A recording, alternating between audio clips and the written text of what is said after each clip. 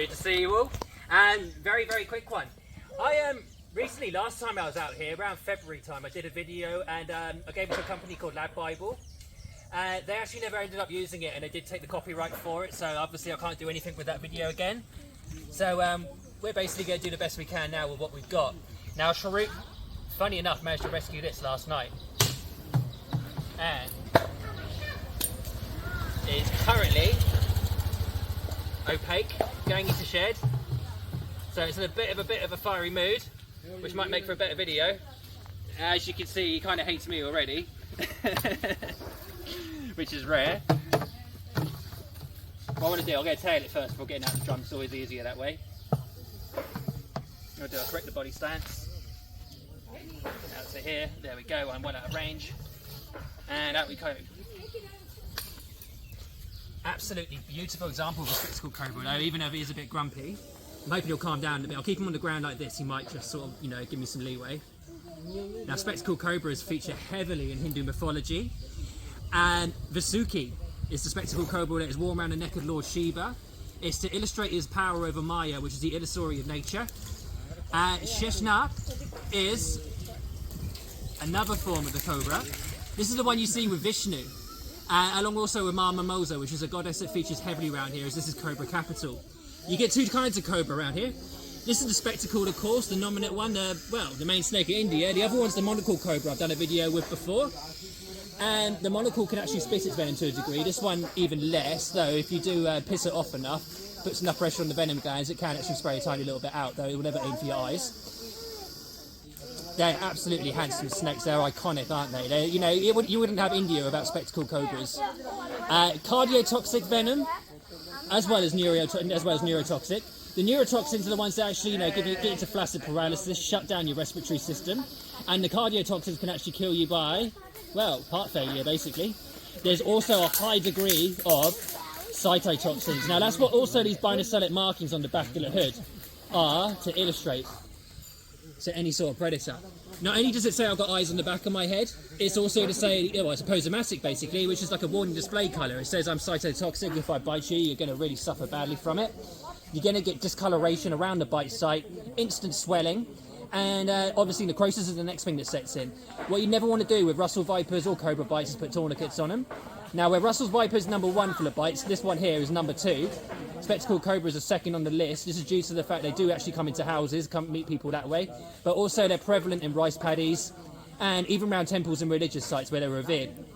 Generally, if Hindus kill cobras, they'll actually cremate them in a mixture of milk and ghee and cover them with cloth. This is like a ritual symbolism in a hope to actually take them back to heaven, take them back to Lord Shiva, where they can come back under his care and guidance. Oh, you're behaving now, huh? Still a little bit hissy. He's focused on my audience over there. Cobras are very movement orientated. I'll display this now. Look, I move my hand. He's going to start. There we go. I've got his focus on me. He doesn't know where to look, bless him. He can't actually see very well where his eyes are covered there, but he got eye covers that will get shared off of the rest of the skin. It's like a membrane that's there to protect the eye, of course, wherever he's hunting, whatever he's doing. Male cobras statistically are generally a lot bigger than females. They lay eggs, they're oviviparous, so they'll lay up to, between 10 to 30 eggs. The female will stay with the eggs and guard until they hatch. And that is if she isn't disturbed, of course, by human intervention, of course, road building, etc. This was the very first species of cobra to be described by science. That was by Carlos Linnaeus, someone I studied very much in college. And Naja is a Latin name. Naja, funny enough, is Latin for Naga, which is Sanskrit, one of the oldest Indian languages. And Naga means cobra.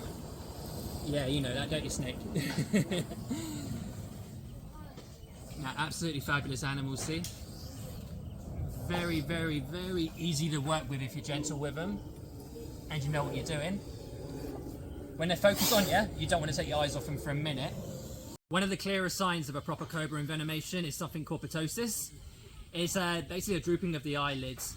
After that, you'll lose the flexibility in your jaw, you'll be producing a lot of saliva, and that's just before you maybe go into a pure state of dizziness, delusional behaviour, and these are the signs that you're going to go into respiratory failure. Now, if anti-venom's not enough to bring you back, you will have to have possibly a tracheostomy or actually have to have artificial respiration added to keep you alive. and see you through the whole with venomation basically. And symptoms can last weeks afterwards, especially in the necrosis. You can of course lose, well, basically limbs. You can lose your sight as well, and your eyes, your vision can be affected after the ptosis. All of these are things you don't really want to be experiencing. Now, spectacled cobras can get up to, well, over 5.5 feet. 6 feet is absolutely exceptional. Some even get to about 7.2 feet. That's the biggest ever found. That's mainly in areas like Sri Lanka, mostly in areas where the snakes don't have to hibernate in order to make it through a full year. That way they're constantly eating and constantly putting on size. Look at that handsome stature, eh? Absolutely gorgeous. I think we've had you out for long enough now. You've done a fantastic job for me. You gonna dance again, or? Nah, it's harder for you to dance when you can't really see properly. All you can do is focus straight on me, huh? Well, I'm gonna do you the favour you want the most, which is to put you back in here. So here we go. There we go, my boy. Next step, release.